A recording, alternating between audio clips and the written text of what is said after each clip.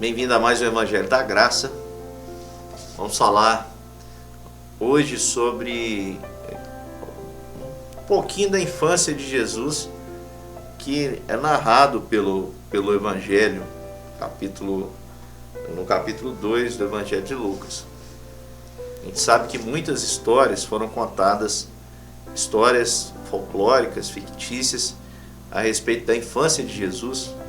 No entanto, o que nós temos é uma breve narrativa que se encontra no capítulo 2 de Lucas, no versículo de número 40, traz a seguinte informação: crescia o menino Jesus e se fortalecia, enchendo-se de sabedoria, e a graça de Deus estava sobre ele. Interessante isso, que a graça de Deus estava sobre o Senhor Jesus, que na medida que se enchia de sabedoria, revelava a todos essa graça maravilhosa. Logo em seguida, depois do versículo de número 40, nos traz a história, e provavelmente é a história do momento em que Jesus professa a sua fé, a fé na qual ele foi circuncidado ao 8º dia, pela fé dos seus pais, passou a fazer parte ali pelo cumprimento deste rito do povo visível de Deus. E havia um momento apropriado em que todo adolescente judeu ia diante dos sacerdotes, ia diante das autoridades e confessavam que a fé na qual haviam sido consagrados era também a fé que habitava nos seus corações. E anualmente os pais de Jesus iam a essa festa. Diz o texto que, ora, anualmente iam os seus pais a Jerusalém para a festa da Páscoa. E quando ele atingiu 12 anos, subiu a Jerusalém, segundo o costume da festa. Geralmente era a idade onde essa confissão era feita. E terminados os dias da festa, ao regressarem, permaneceu o menino Jesus em Jerusalém, sem que seus pais o soubessem. Pensando, porém, estar ele entre os companheiros de viagem, foram caminho de um dia, e então passaram a procurá-lo entre os parentes e os conhecidos. E não tendo-o encontrado, voltaram a Jerusalém à sua procura. 3 dias depois, acharam-no no templo assentado, no meio dos doutores, ouvindo-os e interrogando-os. E todos os que ouviam muito se admiravam da sua inteligência e das suas respostas. Logo que seus pais o viram, ficaram maravilhados. E sua mãe lhe disse: Filho, por que fizeste assim conosco? Teu pai e eu, aflitos, estamos à tua procura. Ele lhes respondeu: Por que me procuráveis? Não sabias que cumpria estar na casa de meu pai? Não compreenderam, porém, as palavras que lhes disseram. E desceu com eles para Nazaré, e era-lhes submisso. Sua mãe, porém, guardava todas essas coisas no coração. E crescia Jesus em sabedoria, estatura e graça diante de Deus e dos homens. Então, nós temos aqui o Jesus adolescente sendo descrito como alguém que tinha consciência plena da sua missão. Existem várias teorias, inclusive filmes, que mostram que Jesus só foi descobrir que era filho de Deus como se fosse um surto, já com mais idade, com mais anos. Eu assisti um filme até que mostrava Jesus sendo noivo, e aí ele descobre que é o filho de Deus e tem que romper o noivado para que possa ir cumprir a sua missão. Não, Jesus sempre teve a consciência de quem ele era, e por isso ele crescia em sabedoria e graça. E o conhecimento de Jesus já intrigava os doutores. O conhecimento que Jesus tinha a respeito de Deus intrigava os doutores e fazia com que eles ficassem admirados. Nesse texto eu quero ter a liberdade para fazer uma pequena alegoria com o que aparece aqui. É o risco que nós temos de perder Jesus na caminhada.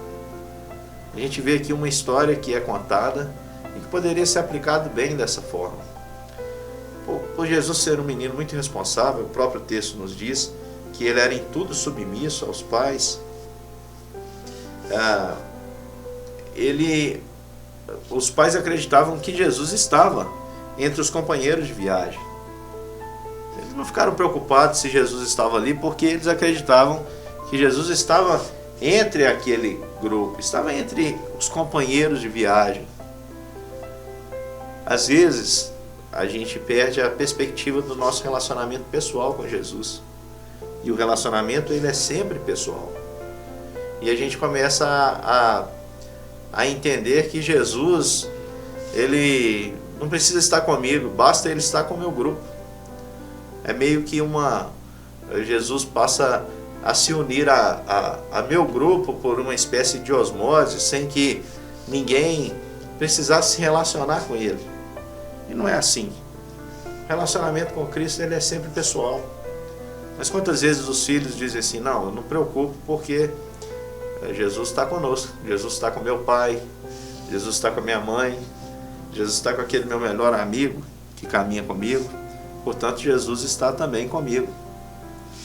Diz o texto que Maria e José voltaram procurando Jesus e não o encontraram ali entre os companheiros de viagem. Então eles voltam até o templo e encontram Jesus ali conversando com os doutores, tanto perguntando quanto respondendo, e eles muito admiravam a sua inteligência. E os pais então dão um sermão ali em Jesus e dizem, olha, diz o texto aqui no versículo de número 48, que logo seus pais viram e ficaram maravilhados. Sua mãe lhe disse, filho, por que você fez isso conosco? Teu pai e eu estamos aflitos à tua procura. E ele responde, por que me procuráveis? Não sabia que se cumpria estar na casa do meu pai? Jesus tinha consciência, uma consciência plena de quem ele era. Jesus, de fato, tinha consciência de que ele era o Salvador, o Deus encarnado, ainda que habitasse corporeamente em um menino de 12 anos. Ele tinha essa total convicção, ao ponto de dizer isso para Maria, sua mãe. Acaso não entende você que eu convinha estar na casa de meu pai, na presença do meu pai? Como se fosse dizendo, olha, eu me reporto ao meu pai. No entanto, sendo homem, o que Jesus faz é se submeter ao mesmo tempo aos seus pais terrenos. Diz o texto que ele desceu com eles para Nazaré e era-lhe submisso. E Maria guardava todas essas coisas no seu coração. E o processo não parou com os 12 anos, né? Diz o versículo 52, mais ou menos a mesma coisa que diz o versículo 40, que Jesus, ele crescia em sabedoria, estatura como homem e graça diante de Deus e dos homens. Eu queria rapidinho aplicar mais uma vez essa palavra no seu coração, dizendo para você não perder Jesus ao longo do caminho. Não pense que Jesus, não perca Jesus. Tem gente que perde ele por esse pensamento, né? Acredita que Jesus está com as pessoas que estão ao seu redor. Tem gente que perde Jesus no templo, como foi o caso de Maria e José. Seus pais o perderam no templo. Eu conheço muita gente, e peço permissão para fazer essa alegoria, mas eu conheço muita gente que está no templo, mas que não conhece Jesus. Muita gente que começou bem a viagem, começou com Jesus, mas perdeu Jesus ao longo da caminhada. Seja por acreditar que ele está com as pessoas, seja porque não deixou de enxergá-lo agora nesse ambiente do templo. Jesus, eu queria dizer para você, ele não está na igreja. Igreja, quando eu digo construção, aquele templo que você frequenta, feito de tijolos, cimento, brita, ferragem. Deus não habita em templos feitos por mãos humanas. Esse Jesus habita corações. Eis que estou à porta e bato. E cada coração tem uma porta. O relacionamento com Jesus, ele é pessoal, é sempre pessoal. Eu preciso me relacionar com Ele. Se alguém abre a porta, ele entra e come com essa pessoa. Comer era algo que revelava intimidade à luz das Escrituras. Comer com alguém é dizer, eu quero ser íntimo. Era uma manifestação de intenção, de intimidade e de desejo de relacionamento para com aquela pessoa. É sempre pessoal, é sempre com você. Tome cuidado para que na jornada dessa vida você não acabe perdendo Jesus ao longo do caminho.